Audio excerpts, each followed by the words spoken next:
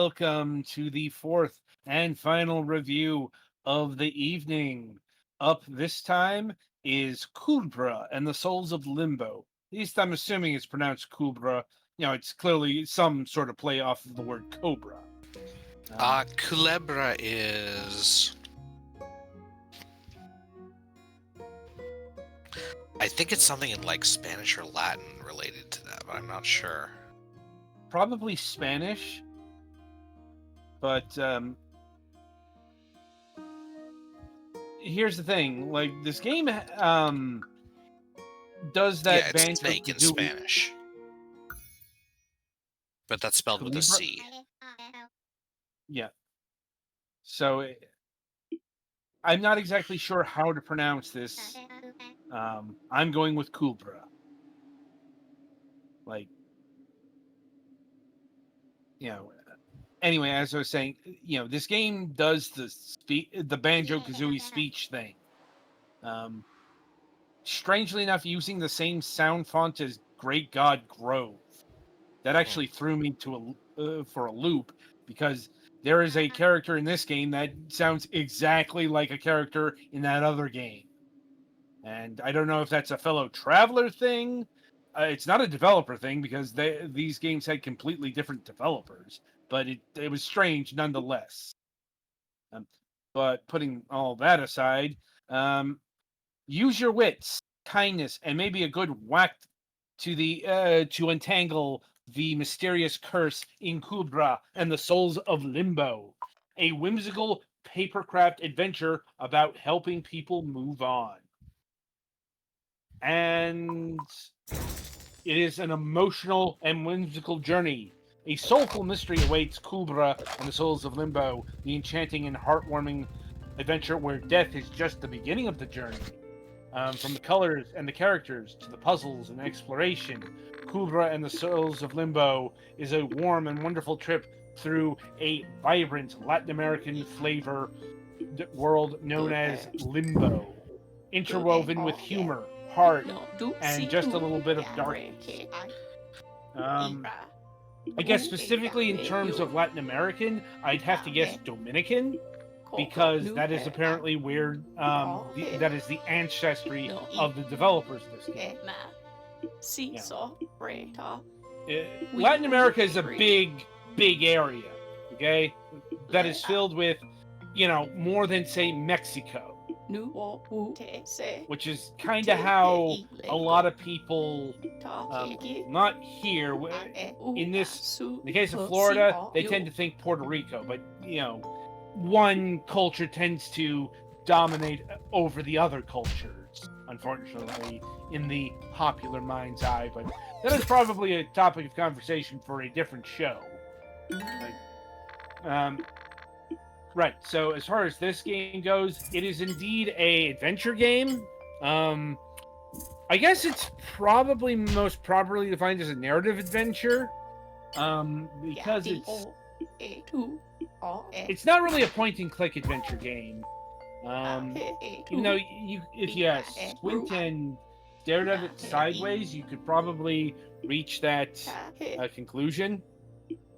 And you've got active puzzles here, so like this is more than just a, say, visual novel as well. And yeah, you start as Kulebra, Kubra, Cobra, like however you pronounce his name or their name. You are a ghost snake with a ridiculous grin that is never changing. I'm not sure if that's actually narratively compass mentis to the larger narrative. It could be. I didn't get that far. It's just like, you are a being who forgot what was in their previous life. Like, I'm not sure if you're supposed to be some sort of human, like, or if you were a live snake being. Like, I mean, that is one of the things you've got to uncover as you go through this afterlife adventure. which is centered around helping lost souls move on from the trauma that was incurred in life, which is honestly a more common narrative of the dead than you might think. I've certainly seen that kind of story a bunch of places.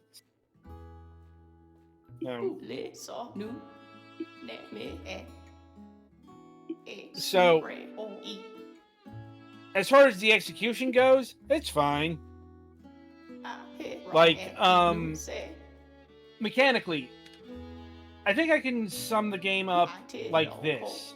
What if we took the villagers portion of The Legend of Zelda Majora's Mask and made that its entirely own game? That's this thing here. As in, you have it's a bit shorter. Instead of 3 days, it's a day, but the principle is still the same. Like, at the end of each time cycle, things reset, and it's your job to break the loop.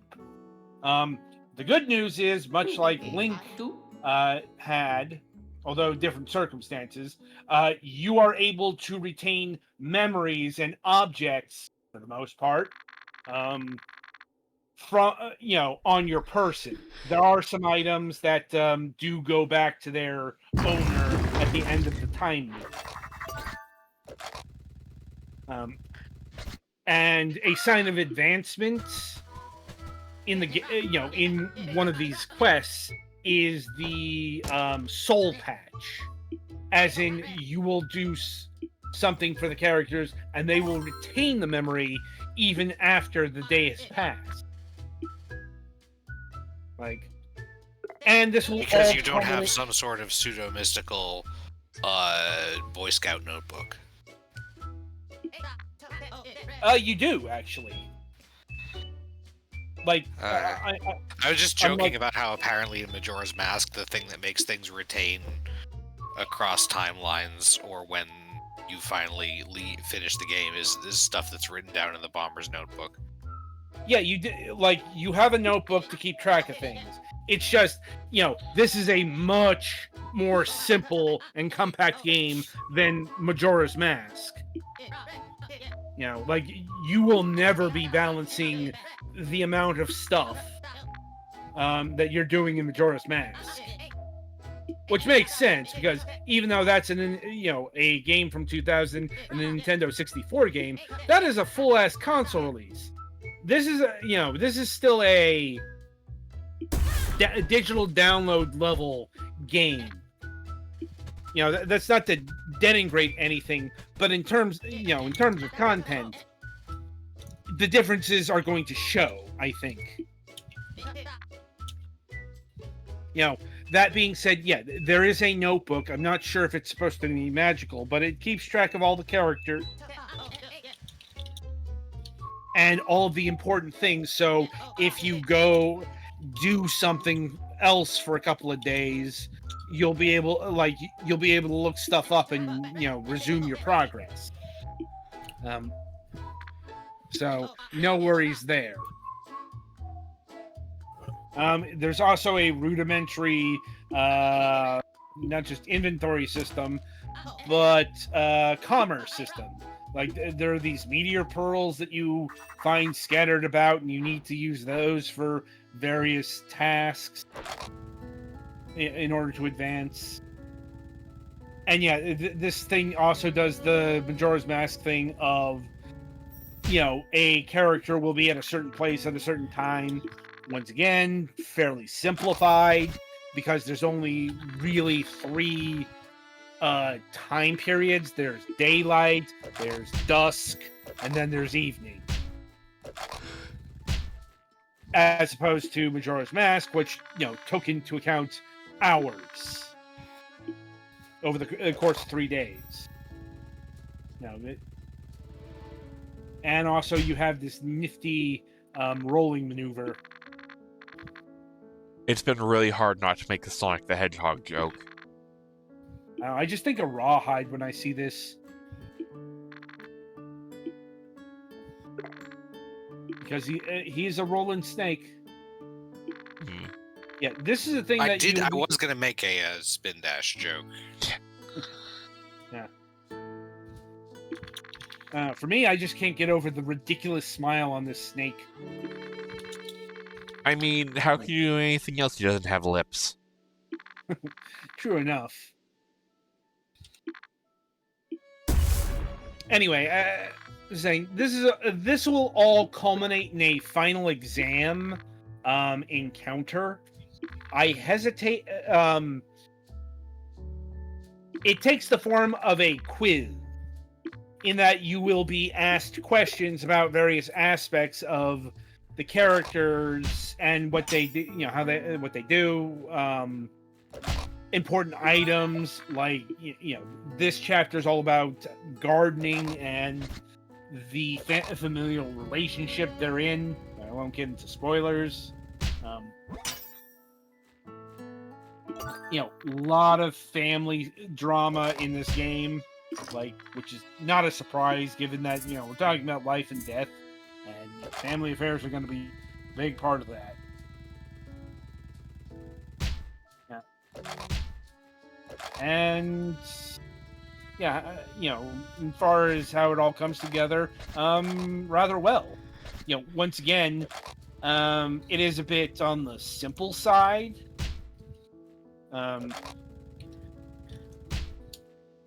But these are game mechanics that haven't been explored as much as you think they would, given that Majora's Mask is about 26 years old at this point. Or getting there. And, I can't really think of any other game that's, taken a crack at the, at the villager mechanics of the game. The time loop mechanics, certainly. But, not the whole helping people find closure and helping them escape a perpetual time loop thing.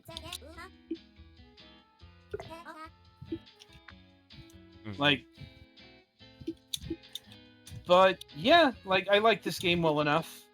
I just don't really have anything else to add to the recommendation there. This was good, but not really much beyond that. That was both of my games this week, at their core.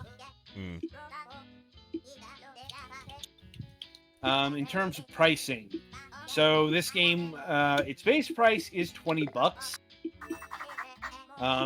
It does have a soundtrack, and that means it has a deluxe edition for $26.98. $20. Once again, I think that's a bit rich for what we got here.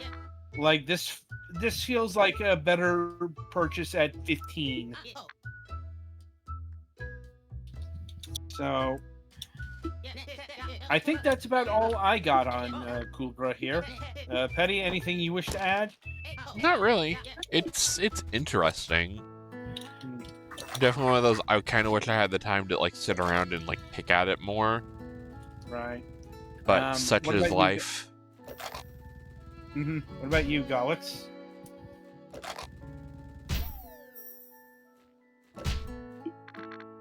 I guess he's good.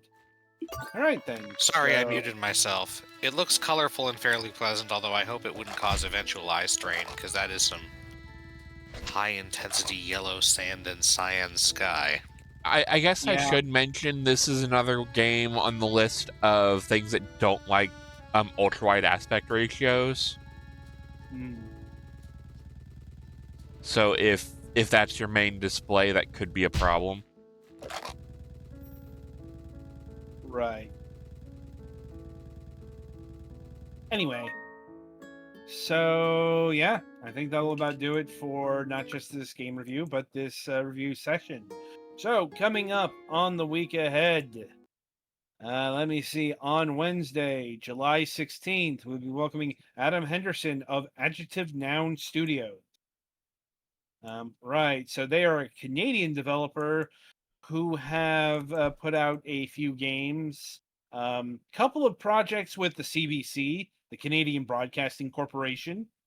I didn't think such collaboration still existed, but here we are.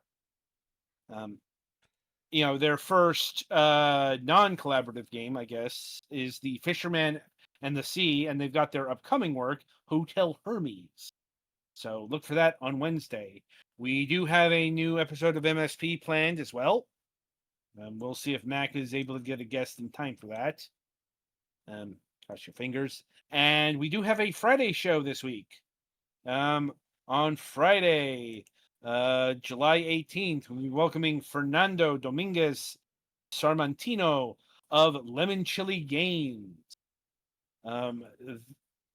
They have developed a bunch of games, but their latest will be Super Farming Boy, which I believe is on the review queue. So look for that on Friday, and until next time, I shall wish you good gaming.